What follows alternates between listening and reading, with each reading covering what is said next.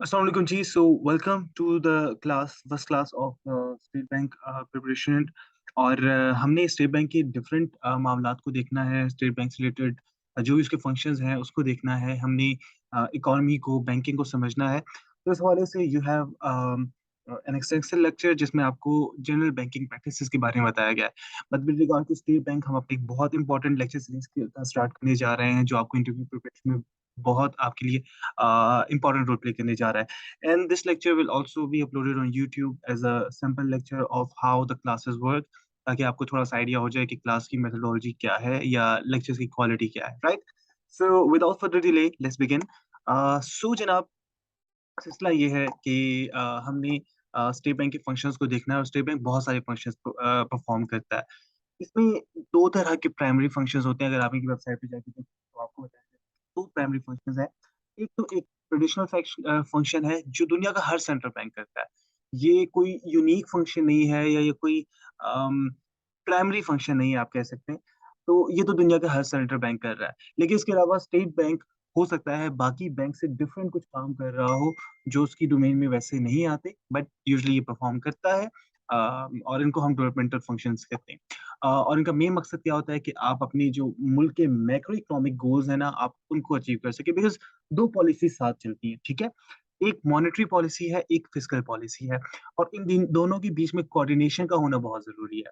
अगर दोनों एक कोऑर्डिनेशन में नहीं है तो फिर आपका मुल्क सफर करेगा। एंड दैट इज व्हाई उन मैक्रो इकोनॉमिक ऑब्जेक्टिव्स को अचीव करने के लिए स्टेट बैंक अपने ट्रेडिशनल फंक्शन से हटकर भी बहुत सारे काम कर रहा होता है, जिनको हम आगे डिस्कस करेंगे, राइट? सो ट्रेडिशनल फंक्शंस बुनियादी तौर पर क्या है? एज आई सेड, ये वो बैंक फंक्शन है जो दुनिया का हर सेंट्रल बैंक परफॉर्म कर रहा है। और यूजुअली इसकी दो कैटेगरीज होती हैं। अ, इन कैटेगरीज में पहले आते हैं प्राइमरी फंक्शंस और सेकेंडरी, इसके अलावा आते हैं सेकेंडरी फंक्शंस। प्राइमरी फंक्शंस में क्या है जो आपने हमेशा सेंट्रल बैंक के बारे में पढ़ा है? स्टेट बैंक या सेंट्रल बैंक क्या करता है? नोट्स इशू करता है, फाइनेंशियल सिस्टम को रेगुलेट करता है, उसको सुपरवाइज करता है, बैंक्स के मामलात को देखता है, बैंकिंग को रेगुलेट करता है, उनके बच्चे के बैलेंस रखता है। इसके अलावा बैंकर्स, हम हमारा बैंक तो देखिए आम कमर्शियल बैंक है, एचबीएल है, यूबीएल है, एनबीपी है। लेकिन बैंक्स का बैंक कौन है? बैंक्स के पैसे कहाँ जाते हैं? बैंक्स के डिपॉजिट और विड्रॉल्स कहाँ से होते हैं? तो वो होते हैं स्टेट बैंक से। And that is why we call it bankers bank. Then lender of the last resort, a very important function of State Bank, कि जब एक कमर्शियल बैंक को कहीं से भी कर्जा नहीं मिल रहा तो वो किसके पास जाएगा? वो लेंडर ऑफ लास्ट रिसॉर्ट के पास जाएगा, जिसको हम उर्दू में कहते हैं आखिरी पनाहगाह। तो ये आखिरी पनाहगाह है। स्टेट बैंक के पास या सेंट्रल बैंक के पास आप जाएंगे और आप as a commercial bank State Bank से या सेंट्रल बैंक से लोन्स लेंगे। इसके अलावा गवर्नमेंट के जो अपने जो जो डिपॉजिट्स होते हैं, विड्रॉल्स होते हैं, बेस्ट जो ट्रेजरी होती है बेसिकली गवर्नमेंट की, वो किसके पास होती है? तो अगर आपने कभी भी किसी भी सरकारी इदारे में जाकर आप देखें, आपने कर्जा लेना है, आपने सॉरी आपने कोई क्या कहते हैं सर्विस परफॉर्म की है, कोई टेंडर वगैरह लिया और आपको वो पैसे चाहिए उसके। या चलिए मैं आपको एक आसान मिसाल देता हूँ। हमारे गवर्नमेंट ऑफिसेज में जो ग्रेड 15 से नीचे के एम्प्लॉइज होते हैं, जो जो उनका ट्रैवलिंग अलाउंस होता है, टीएडीए होता है, वो कैश में आता है, ठीक है? उनके अकाउंट में जाने के बजाय। अब वो कैश में कैसे आता है कि एक डीडी होता है, ड्राइंग एंड डिसबर्सिंग ऑफिसर, उसको चेक मिलता है कि ये आपके जो ग्रेड 15 से नीचे के लोग थे उनका चेक है जी, ये आप पैसे विड्रॉ। अब ये चेक कहाँ जाएगा लेकर? नेशनल बैंक जाएगा? नो। एचबीएल जाएगा? नो। वो कहाँ जाएगा? स्टेट बैंक जाएगा। तो जो आपको चेक्स बकायदा कैश करने होते हैं, गवर्नमेंट के खजाने से पैसे निकालने होते हैं, वो भी स्टेट बैंक से कैश होते हैं। So it works just like a bank, a normal commercial bank for the government. Government का अकाउंट क्योंकि स्टेट बैंक के अंदर है, तो गवर्नमेंट के अकाउंट में पैसे डिपॉजिट होने हैं, स्टेट बैंक में होंगे। गवर्नमेंट के अकाउंट से पैसे निकलने हैं, स्टेट बैंक से निकलेंगे। ये बात ज़हन में रखिए कि स्टेट बैंक ऑफ पाकिस्तान, अगर मैं गलत नहीं हूँ तो आज से कुछ साल पहले हो सकता है बढ़ गया हो, क्योंकि खुजदार और गवादर में भी स्टेट बैंक हुआ था। आई डोंट नो वो कहाँ तक पहुंचा प्रोजेक्ट। लेकिन तकरीबन कुछ 16 सिटीज के अंदर स्टेट बैंक की या जो बैंकिंग सर्विसेज कॉर्पोरेशन है उसकी ब्रांचेस थी। अब पाकिस्तान के जिन 16 शहरों में एसबीपी, बीएससी या बैंकिंग सर्विसेज कॉर्पोरेशन है, वहां पे तो स्टेट बैंक ये तमाम काम कर रहा है। जहां पे स्टेट बैंक नहीं है, वहां नेशनल बैंक को ऑथराइज किया गया, वहां नेशनल बैंक ही काम करेगा। लेकिन जहां स्टेट बैंक की बीएससी की ब्रांचेस होंगी, वहां पर SBP BSc itself bank of government के तौर पे काम करता है। ये चीज ध्यान में रखिएगा। ओके जी। ये तो हो गए प्राइमरी फंक्शंस। सेकेंडरी फंक्शंस पे आते हैं। सेकेंडरी फंक्शंस में वो फंक्शंस हैं जो मतलब इसके कोर फंक्शंस नहीं है, लेकिन इसके अलावा फिर भी स्टेट बैंक जो है वो परफॉर्म करता है, ठीक है? इनमें इनकी मिसाल क्या है, जो पब्लिक डेट है, प्राइस बॉन्ड्स का मामला है। Public debt basically price bonds ही है ना, और इस किस्म की दूसरी चीज़ें जो बॉन्ड्स वगैरह आप देते हैं, चाहे वो इंटरेस्ट बेयरिंग बॉन्ड्स हों, चाहे वो प्राइस बॉन्ड्स हों, चाहे वो कोई सुकूक बॉन्ड्स हों, व्हाटएवर इट इज़। तो जो भी पब्लिक डेट है उसकी मैनेजमेंट कौन करता है? स्टेट बैंक, ठीक है ना? फॉरेन एक्सचेंज की जो आपकी मैनेजमेंट है, फॉरेन एक्सचेंज किसके पास पड़े होते हैं? या एसडीआर जो स्पेशल ड्राइंग राइट्स होते हैं, वो कौन विथड्रॉ करता है? स्टेट बैंक करता है। एसडीआर पे हम बात करेंगे, ये बहुत इंपॉर्टेंट टर्म है, आगे चल इसके अलावा गवर्नमेंट को पॉलिसी मैटर्स पे एडवाइस करना, बाकी इदारों के साथ, आईएमएफ के साथ डील्स करना, आईएमएफ के साथ या बाकी इदारों के साथ इंटरैक्ट करना, कॉरेस्पॉन्डेंस करना, ये तमाम मामलात किसके होते हैं, किसके साथ होते हैं? स्टेट बैंक के साथ होते हैं, राइट? तो ये स्टेट बैंक के बुनियादी तौर पर फंक्शंस हैं जिनको आप ट्रेडिशनल फंक्शंस कहते हैं। ये वो फंक्शंस हैं एज़ आई सेड जो ना सिर्फ स्टेट बैंक करता है बल्कि दुनिया का कोई भी सेंट्रल बैंक करता है। इसके अलावा कुछ नॉन ट्रेडिशनल या कुछ डिफरेंट फंक्शंस भी होंगे, हर हर सेंट्रल बैंक सेम तो नहीं होगा। तो in terms of State Bank of Pakistan जो कुछ different functions State Bank perform करता है compare to may be a few of the banks in the rest of the world. तो वो फंक्शंस कौन से जी? फाइनेंशियल फ्रेमवर्क जैसे होता है। तो आप फाइनेंशियल फ्रेमवर्क जो है आप वो डेवलप करते हैं, उसमें उसमें मदद देते हैं। फाइनेंशियल फ्रेमवर्क से मुराद क्या है कि मुल्क में जो एज़ आई सेड देखिए एक फिस्कल पॉलिसी है, एक मॉनेटरी पॉलिसी है। अब फिस्कल पॉलिसी नो डाउट आपकी गवर्नमेंट बनाती है, बट कहीं न कहीं एक स्टेट बैंक का इनपुट उसमें सम एक्सटेंट हो सकता है because there is a board जिसमें फिस्कल पॉलिसी और मॉनेटरी पॉलिसी की कोऑर्डिनेशन जो है वो कहीं न कहीं देखी जा रही होती है। इसके अलावा जी एफएटीएफ का मामला था, तो उसमें जो स्टेप्स लेने थे, जो तमाम फैसले करने थे, उसमें डेफिनिटली स्टेट बैंक का एक बहुत इम्पोर्टेंट रोल और एक तमाम फैसला होगा। अच्छा, इसके अलावा हमारे यहाँ पाकिस्तान में सेविंग्स आप देखिए लोग क्या करते हैं, कमेटियाँ डालते हैं और बाकी सिलसिले होते हैं। बहुत सारे लोगों के पास कैश ही पड़ा होता है, उनके अपने घर में पड़ा होता है। तो उन सेविंग्स को इंस्टीट्यूशनलाइज़ कैसे करें? अनबैंक्ड पॉपुलेशन को बैंकिंग की तरफ कैसे लेके जाएँ? जैसे एक क्वेश्चन हुआ भी था ग्रुप डिस्कशन में, फाइनेंशियल इंक्लूजन क्या होती है? तो फाइनेंशियल इंक्लूजन मीन्स कि जो लोग बैंकिंग की सर्विसेज़ को यूज़ नहीं करते, उनको बैंकिंग की फैसिलिटीज़ दी जाए। ठीक है?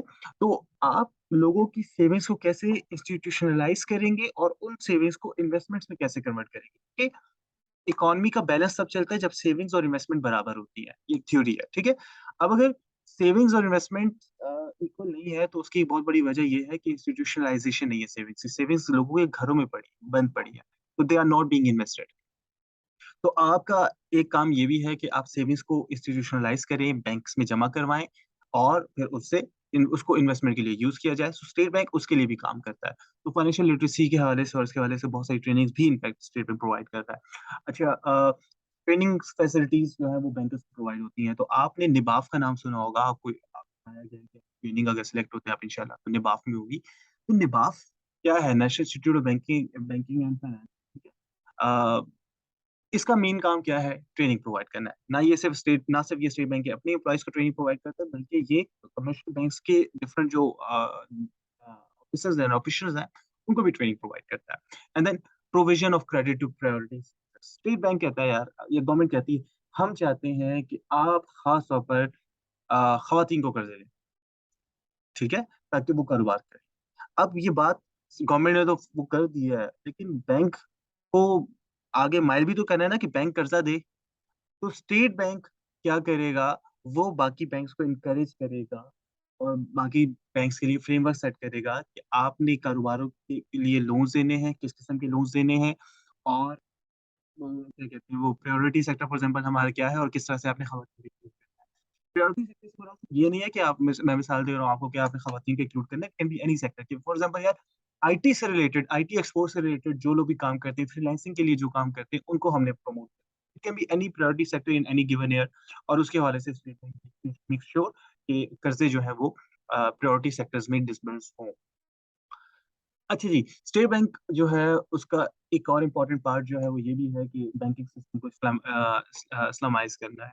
अ, आप देख रहे हैं कि काफ़ी पाकिस्तान में पिछले कुछ अर्से में बड़ी एक इंटरेस्टिंग डेवलपमेंट हुई है। इनफैक्ट मैं यहाँ अपनी प्रोफ़ेसर से बात कर रहा था in US and she was surprised to know कि पाकिस्तान में बैक वक़्त 2 बैंकिंग सिस्टम्स ऑपरेट करते हैं एंड एक जो है वो ट्रेडिशनल बैंकिंग सिस्टम है और एक इस्लामिक बैंकिंग सिस्टम है। तो दिस इज़ समथिंग जो जो दुनिया में हर जगह नहीं होती है। तो स्टेट बैंक ग्रेजुअली आप देखिए स्टेप्स ले रहा है और पहले एक ही बैंक के अंदर अ, दोनों तमाम सिलसिले होते थे। एक ही बैंक के अंदर आपके इस्लामिक अकाउंट्स भी हैं और बाकी अकाउंट्स भी हैं। अब ये है कि इस्लामिक बैंकिंग की अलग ब्रांचेस बन गई हैं। एचबीएल का कोई सादिक होगा या कोई इस तरह का नाम रखा गया होगा, ये इस्लामिक ब्रांच है और उससे चंद कदम के फासले पर एक और ब्रांच होगी, जो ट्रेडिशनल ब्रांच है। सो दिस इज़ समथिंग जो आप देख रहे हैं स्टेट बैंक की तरफ से हो रही है। अच्छा, रेगुलेशन ऑफ लिक्विडिटी की बात करते हैं। स्टेट बैंक जो है वो ऑब्वियसली करेंसी को रेगुलेट करता है। और इसका मेन मकसद क्या है वही बात कि गवर्नमेंट के कुछ टारगेट्स हैं जो वो फिस्कल पॉलिसी में कहीं न कहीं सेट करती है। Also with regard to growth and inflation तो उसमें जो है एज़ आई सेड दोनों पॉलिसीज़ आपका रोल प्ले करती है। मॉनेटरी पॉलिसी जो मुल्क में करेंसी को रेगुलेट करती है और फिस्कल पॉलिसी जो आपके टैक्स मैटर्स, टैक्स कलेक्शन और मतलब जो पूरा बजट है ना वो बेसिकली फिस्कल पॉलिसी आप यूँ कह लीजिए। ठीक है?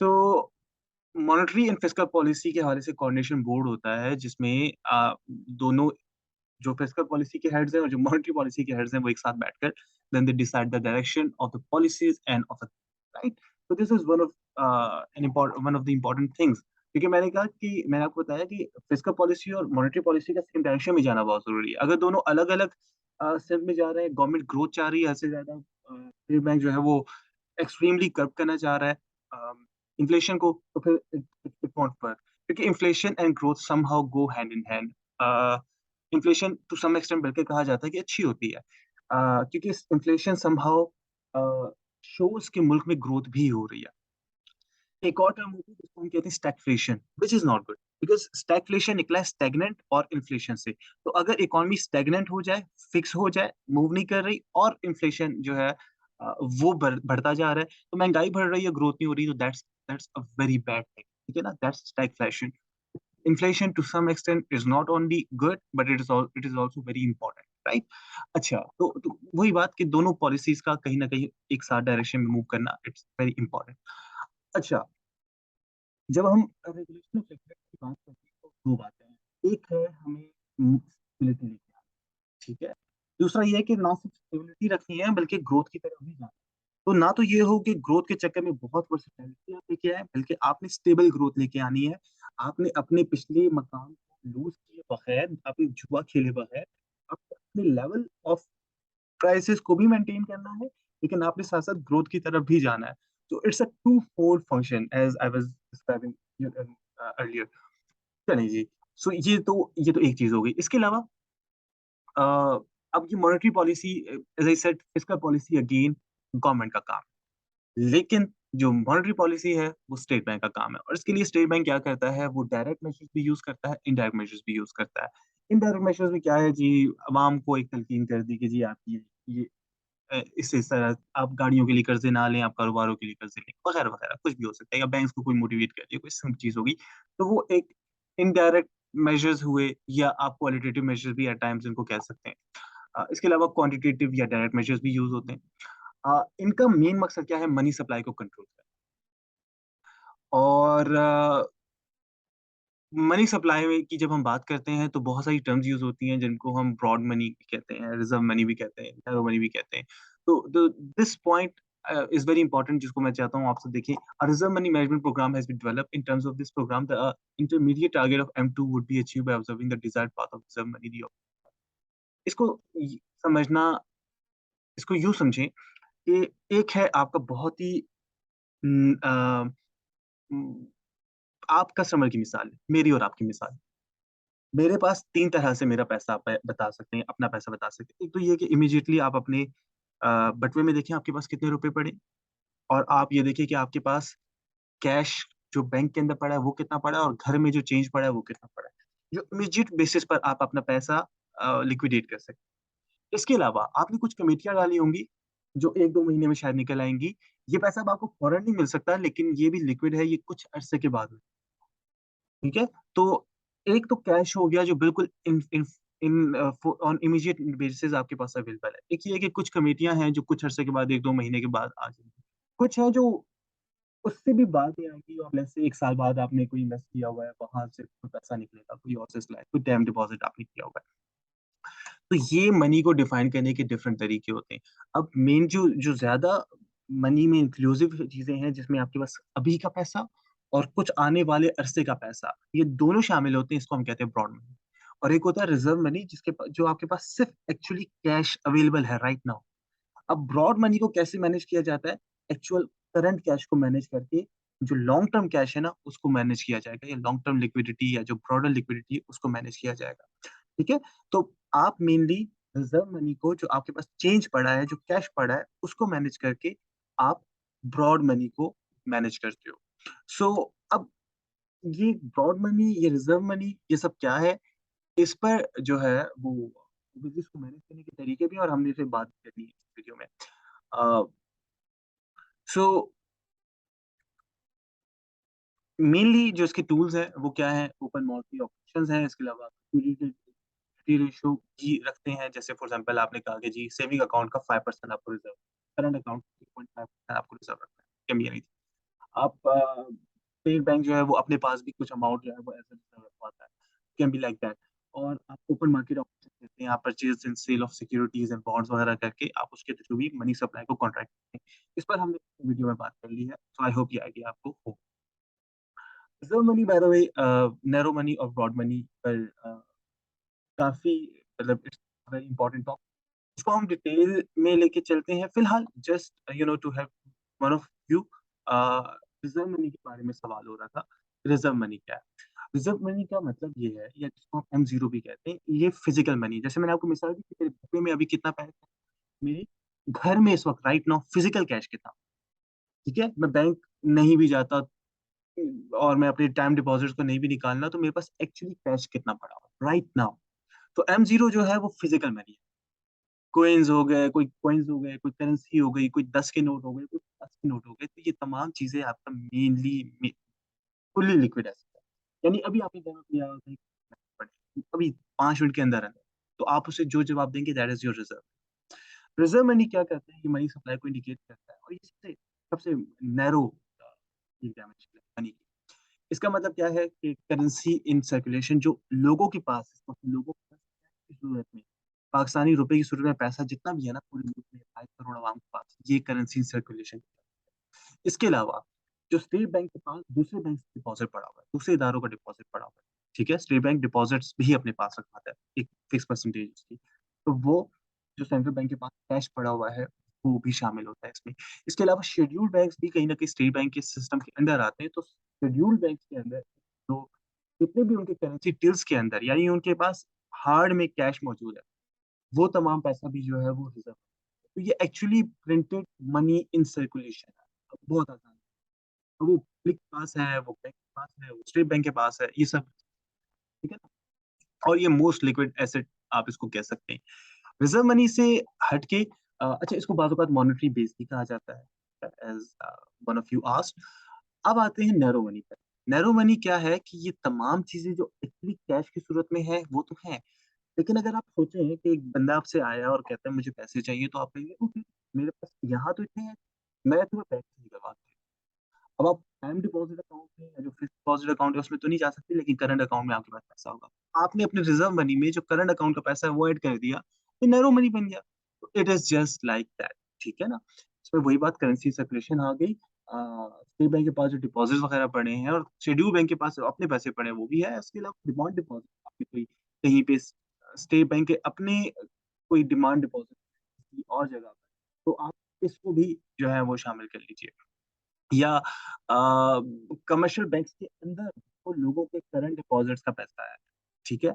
या कमर्शियल बैंक ने खुद कहीं पर करंट डिपॉज़िट पैसे रखवाए हुए हैं, कोई भी ऐसा अमाउंट जो ऑन अर्जेंट बेसिस निकल सकता है, उसे आप डिमांड डिपॉज़िट कहते हैं, ठीक है ना? करंट अकाउंट, इसकी एक बहुत आसान मिसाल है, ठीक है? तो स्टेट बैंक का वो पैसा ये मुल्क का, जो करंट अकाउंट्स के अंदर है, जो ईज़िली विथड्रॉ किया जा सकता है ज़रूरत पड़ने पर, वो क्या कहलाता है? नैरो मनी कहलाता है। तो इसमें जो रिज़र्व मनी है, यानी प्रिंटेड मनी, जो इन सर्कुलेशन है वो भी आ गया, और जो खुद आपके करंट अकाउंट्स के अंदर पैसा होगा, वो भी आ गया। अब ब्रॉड मनी थोड़ा-सा और इससे ब्रॉड है। तो आपने यहाँ पर सिर्फ डिमांड डिपॉजिट्स ऐड किए, ठीक है ना? वो पैसे जो फौरन मिल सकते हैं।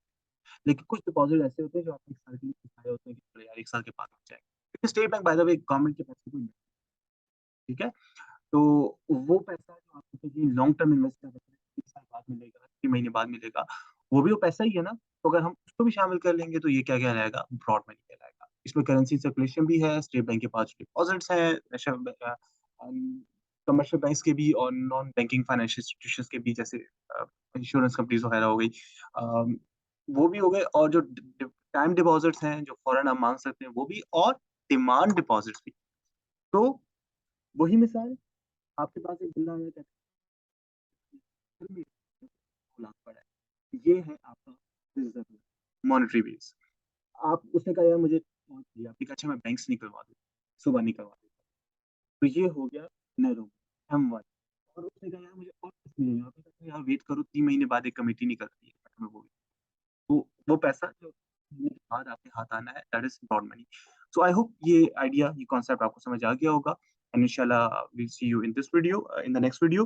And those of you who want to, enroll in this whole, definitely contact me on 03466567890, um, via WhatsApp only, and you can definitely enroll in the class in case you want to.